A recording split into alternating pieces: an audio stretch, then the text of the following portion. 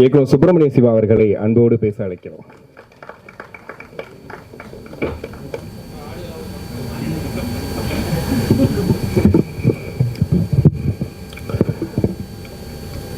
அனைவருக்கும் வணக்கம். தனஞ்சயன் சார் சினிமாவில் ஒரு ஆல்ரவுண்டர். அவர் டிஸ்ட்ரிபியூஷன்னா அவர் பேசுவார், தியேட்டர் சம்மந்தம்னா பேசுவார், பட்ஜெட் பேசுவார், கதை பேசுவார், அடுத்தது ப்ராஜெக்ட் பேசுவார். இந்த மாதிரி சினிமாவில் எவ்வளோ கிராஃப்ட் இருக்கோ அதுலேயும் தனஞ்சயன் சார் அவர் பெரிய மாஸ்டர். அவர் பவிஷுக்கு ஒரு படம் ஒரு டிசைன் பண்ணுறாருன்னொன்னே எங்களுக்கெல்லாம் பெரிய மகிழ்ச்சி. மகேஷ், ரொம்ப நன்றி மகேஷ். என்னென்னா, ஒரு ஹீரோ படத்தில் பார்த்தோன்னே அப்படியே பிடிச்சிடணும். பவிஷ் எக்ஸ்ட்ரானரியாக இருக்கு. அதாவது அந்த அதாவது நம்ம ஒரு ஒரு ரெண்டாவது படத்தில் இப்படி இருக்கணும்பா அப்படின்னு நினச்சோம்ல ஒரு பவிஷை. சூப்பராக இருக்க பவிஷ். லுக்கு, அடுத்த டான்ஸ். அதாவது எங்கள் தம்பி பசங்க எல்லாமே விஜயின் மேலே வெறியாக இருப்பாங்க. காரணம் டான்ஸும்பாங்க. விஜய் டான்ஸில் எக்ஸ்போர்ட். அப்படி விஜய் டான்ஸ் மாதிரி இருந்தது எனக்கு. எக்ஸ்ட்ரானரியாக இருந்தது எனக்கு. ஏன்னா குழந்தைங்களை ஒருத்தவங்க பிடிக்கணுன்னா டான்ஸ் தான். ஏன்னா அதில் தான் விஜய்கிட்ட எல்லா குழந்தைங்களும் ஃபாலோ ஆனது. அப்படி எக்ஸ்ட்ரானரியாக டான்ஸ் பண்ணுறவனே எனக்கு ரொம்ப பார்த்து மகிழ்ச்சி. அதாவது இப்படி ஒரு கூச்சமுள்ள பையன். ஆனால் அதாவது முகம் பாருங்களேன், ஒரு கூச்சமான முகம்தான். ஆனால் போர்னு வந்துட்டுனா வீரனா ஆயிடுறது. எப்படி அந்த ஸ்க்ரீனுக்கு முன்னாடி அப்படி இருக்கேன்னு எனக்கு தெரியல. ஏன்னா நான் பார்க்குறேன்ல, ஒரு கூச்சமான பையன் தான் அவர். ஆனால் கூச்சம் எவங்கிட்ட இருக்கிறோ அவன் பயங்கரமாக இருப்பான். ஏன்னா சாது மிராண்டா காடு கொள்ளாதுன்ற மாதிரி ரொம்ப நல்லா இருக்கு. எனக்கு ரொம்ப பெருமையாக இருக்குது. அடுத்த மியூசிக் டைரக்டர் எக்ஸ்ட்ரானரியாக பண்ணியிருக்கப்போ நான் என்ன செருப்பால் அடித்தா புத்தி வரலையா சாங்கு. அது என்னன்னா ஒரு பசங்களுக்கான சாங்காக இருக்குது. மியூசிக் எக்ஸ்ட்ரானரியாக இருக்குது. விஷுவல் சிம்பிள் அண்ட் பெஸ்ட்டாக இருக்குது. ரொம்ப ரொம்ப அருமையாக இருக்குது படம். நிச்சயமாக எனக்கு உண்மையாலுமே எனக்கு திருடாதிரி பார்த்த மாதிரி தான் இருந்தது. தம்பி ஒன்று சொன்னான், ஆதித்யா, ரொம்ப எக்ஸ்ட்ரானரி. அதுவும் ரவிக்குமார் சார் கூடலாம் ஒர்க் பண்ணுறதுன்றது ஒரு மாபெரும் மனிதாபிமானி கூட ஒர்க் பண்ணுறது. என்னென்னா, நான் சாரை ஒரு விஷயமாக போய் பார்க்க போகிறேன். போனால் நான் சொல்கிறது ஒரு 5 வருஷம் இருக்கணுங்களேன். அப்போ நான் கண்ணாடி என் கண்ணாடி உடஞ்சிருந்தது. அதை நான் என்ன நினச்சிட்டேன், சும்மா கொஞ்ச நாள் கழிச்சு மாற்றிக்கலாம் அப்படின்னு நினச்சேன். பாரு, சார்கிட்ட போய் பேசிக்கிட்டே இருக்கேன். அவர் என் முகத்தை கண்ணையே பார்த்துக்கிட்டு கண்ணாடியே. எனக்கு ஒரு இதாகிடுச்சு. அப்படியே எல்லாத்தையும் சொல்லி முடித்தோன்னே சொன்னார், நீ ஏன் கண்ணாடியை மாற்றலைன்னாரு. சார், இதை மாற்றிடுறேன் சார் அப்படின்னு. நீ இன்னைக்கு சாயங்காலம் என்கிட்ட மாற்றணும்னு எனக்கு ஃபோன் பண்ணி சொல்லணும், மாற்றிட்டேன்ட்டு. அப்படி இல்லைன்னா நான் உனக்கு கண்ணாடி வாங்கி தந்துடுவேன் அப்படின்ட்டார். எனக்கு ஒன்றுமே புரியல. அந்த மாதிரி ஒரு மனிதனை பார்த்த உடனே இவங்ககிட்ட ஏதோ ஒரு தேவை இருக்கோ அப்படின்னு பார்த்து உடனே செய்கிறது இருக்குல்ல, அந்த மனசு சார்கிட்ட இருக்கு. அந்த மனசுள்ள ரவிக்குமார் சார்கிட்ட ஒர்க் பண்ணுறதெல்லாம் மிகப்பெரிய ஒரு பிளெஸிங் பவிஷ். அடுத்தது பவிஷ் என்னன்னு கேட்டிங்கன்னா, நீங்கள் அன்பு தம்பின்னு சொல்லலாம், அறிவான தம்பின்னு சொல்லலாம், பண்பான தம்பின்னு சொல்லலாம், பாசமான தம்பின்னு சொல்லலாம். அதுக்கு தம்பின்றதுக்கு இல்லைன்னா தலைவன் போட்டுக்கலாம். அப்படி எல்லா குணமும் அழகாக இருக்கிற ஒரு பையன். நான் எவ்வளோ ஒரு பசங்களை பார்ப்போம் நம்ம. ஏன்னா அவங்க அப்பா டாக்டரு, அம்மா டாக்டரு, மாமா பெரிய ஹீரோ. அப்படி இருந்தாலும் அதற்கான எந்த ஒரு அடையாளமும் வச்சுக்காத ஒரு பையன். ஏன்னா இந்த குணங்கள் சில பேர்கிட்ட அமையும். எந்த விஷயத்தையும் காட்டிக்காம ஓனா நானே ஜெயிப்பேன் அப்படின்ற எண்ணம் அவங்ககிட்ட இருக்கிற வரைக்கும் உன்னை யாருமே தடுக்க முடியாது. பவிஷ் எக்ஸ்ட்ரானரியான மேலே வர போகிற. எனக்கு ரொம்ப இந்த படத்தை அதாவது பார்க்கணும்னு ஆர்வமாக இருந்தேன். ஆனால் ஒரு சாங்கு, ஒரு ட்ரெய்லர்லேயே பவிஷ் எவ்வளோ பெரிய ஒரு ஹீரோவாக வளர்ந்துட்டு இருக்கான் அப்படின்றத பார்த்து எனக்கு ரொம்ப மகிழ்ச்சியாக இருக்குது. ஏன்னா ஒரு தாய் தந்தைகள் என்ன செய்யலாம், ஒரு முக்கியமான வாய்ப்புகளை ஏற்படுத்தி தர முடியும். ஆனால் நீ தான் உன்னுடைய திறமையால் இந்த பையனை இந்த பையன் பெற்று எடுக்கிறதுக்கு இவங்க என்ன தவம் பண்ணாங்களோன்னு குரல் ஒன்று இருக்குல்ல, அதுக்கு நீ உதாரணமாக நிச்சயமாக இருப்பேன்ற நம்பிக்கை எனக்கு இருக்குது. அடுத்து மகேஷ் ஃபஸ்ட்டு படமே எக்ஸ்ட்ரானரியாக பண்ணியிருக்கேன் சார். தினேஷ் ராஜ் சார் ரொம்ப நல்லா படம் பண்ணியிருக்கு சார், ஃபஸ்ட்டு படமே. அப்புறம் யார், திங் மியூசிக் கரெக்டாக ஒரு நல்ல ஒரு கதையை முடிவு பண்ணி எங்கள் பவிஷு கொடுத்ததுக்கு ரொம்ப நன்றி. அடுத்து பாலா அதாவது உதவி பாலா தள்ளிட்டு இருக்காரு. நான் எப்போ இவ்வளோ உதவி பண்ணுறேன். ஒரு மனிதன் எம்ஜிஆருக்கு தான் இந்த மாதிரி கதைகள் இருக்கும். அதை கொடுத்தாரு, இதை கொடுத்தாரு, இதை கொடுக்காரு. ஆமாம்பா, எம்ஜிஆருக்கு எல்லா கதையுமே நம்புவோம் நம்ம. அவர் வந்து இதயத்தை கொடுக்கல, கண்ணை கொடுக்கல, கையை வெட்டி கொடுக்கலன்றதுதான் இல்லை எவ்வளோ. மற்ற எதை கொடுத்தாலும் எம்ஜிஆர் அதை கொடுத்தாரு இதை கொடுத்தாருன்னா நம்ம நம்புவோம் அந்த கதையை. அப்படி பாலா எதை கொடுத்தாலும் நம்ப தோணுது. பாலா வந்து பாலா மட்டும் இல்லை, அவரால் பல பேர் முன்னுதாரணமாக எடுத்துக்கிட்டு அதை செஞ்சாங்கன்னா எவ்வளோ ஏழைகள் எவ்வளோ இயலாதவர்கள் உதவி கிடைக்கும் அவங்களுக்கு. அதுக்கு பாலாவுக்கு நன்றி. அப்புறம் இங்கே இருக்கிற ஹீரோ மற்ற எல்லாருக்கும் என்னுடைய நன்றும் வாழ்த்தும். அவங்களா துர்காவா அவங்க நாங்கள் துர்கா.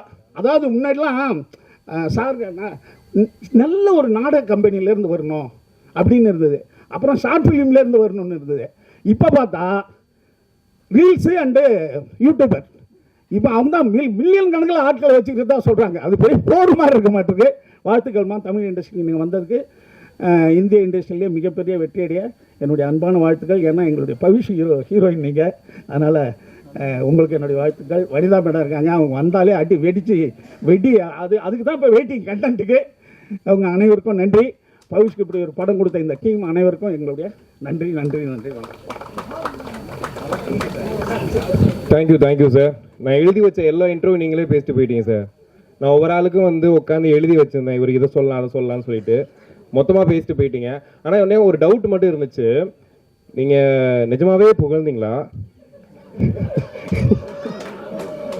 ஏன்னா பவிஸ்வரோட ரியாக்ஷன் எப்படி இருந்துச்சு தெரியுமா? அப்படியே பார்த்துட்டே இருக்காரு.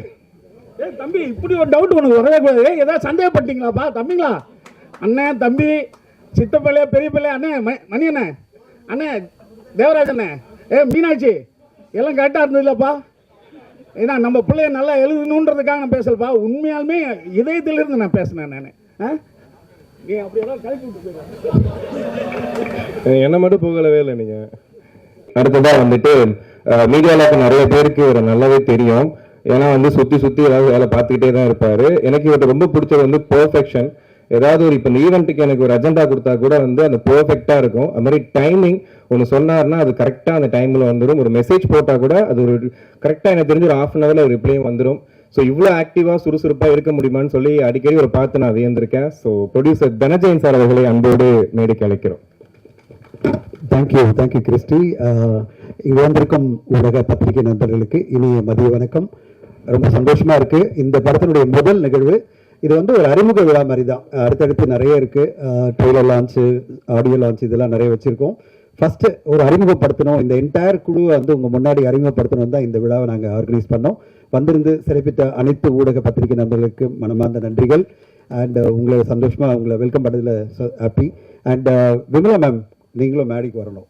பவிஷ்னுடைய அம்மா விமலா மேமை நம்ம அன்போடு அழைக்கிறோம். மேடைக்கு வாங்க மேடம், வாங்க மேடம். உங்களுடைய பிளஸிங் இல்லாமல் இந்த படத்தை நாங்கள் முடிச்சிருக்க முடியாது.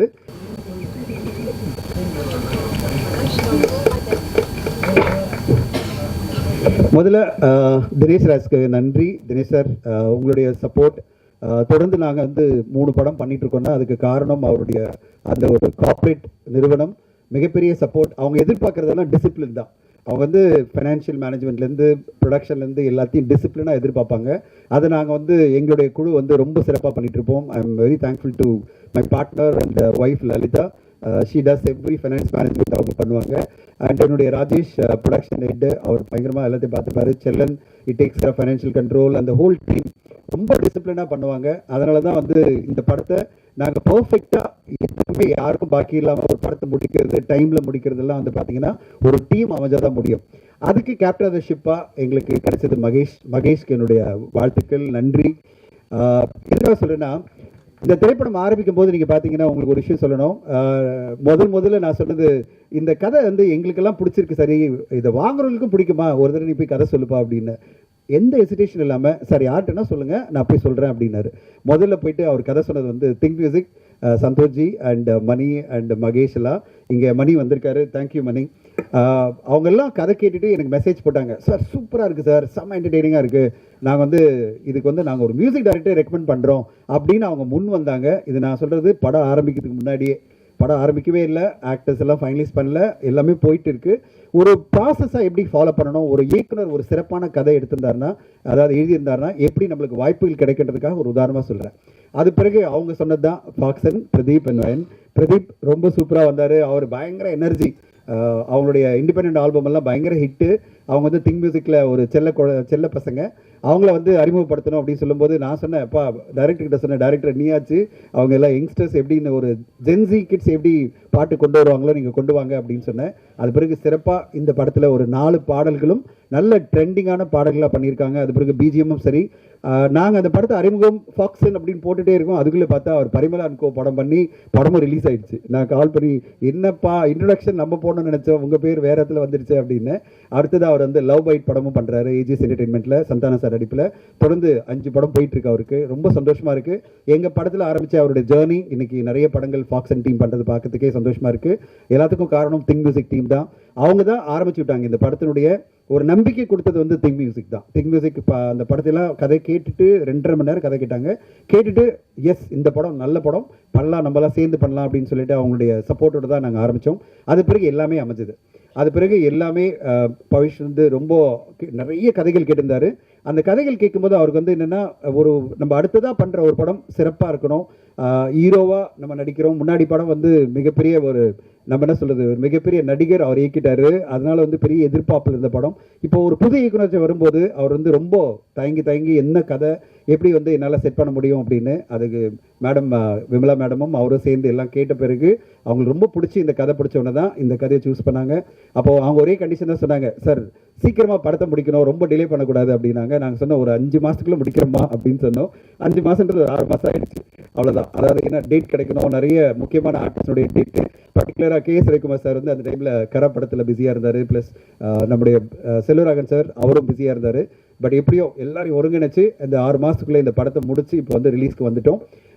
மிக முக்கியமாக நான் வந்து நன்றி சொல்ல வேண்டியது கே.எஸ். ரவிக்குமார் சாருடைய சப்போர்ட் மிக பெருசு இந்த படத்துக்கு. அவர் வந்து ஒரு குருவாக இருந்து மகேஷ்க்கு ரொம்ப சப்போர்ட்டாக இருந்தார். படம் ஃபுல்லாக மேக்கிங்லே அவருடைய அந்த எமோஷனல் கேரக்டர் ரொம்ப எங்களுக்கெல்லாம் நெகிழ்வாக இருந்தது. அதுக்கு நான் நன்றி சொல்லணும்.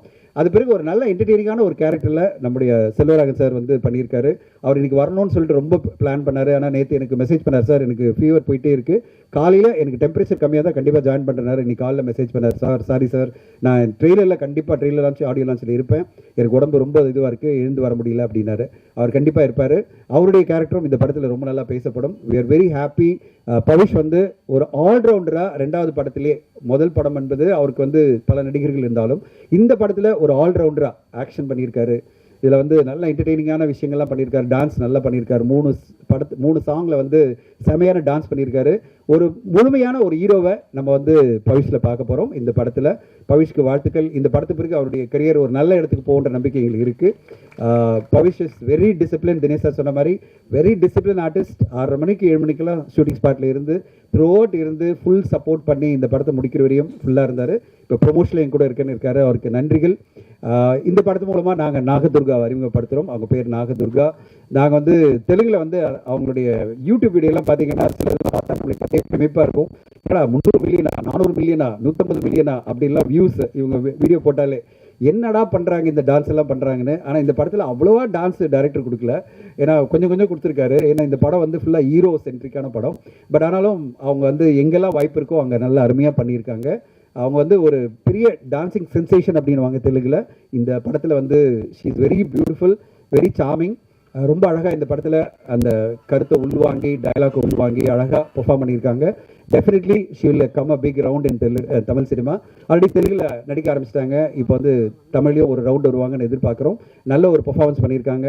இவங்களெல்லாம் கூட சேர்ந்து ஒரு லைவ் ஒரு ஃபயராக ஒருத்தர் பண்ணியிருக்காங்க. அவர் யார் பார்த்தீங்கன்னா வனிதா மேடம். வனிதா வந்து லைவ் ஃபயர் எல்லாம் சேர்ந்து படத்தில்.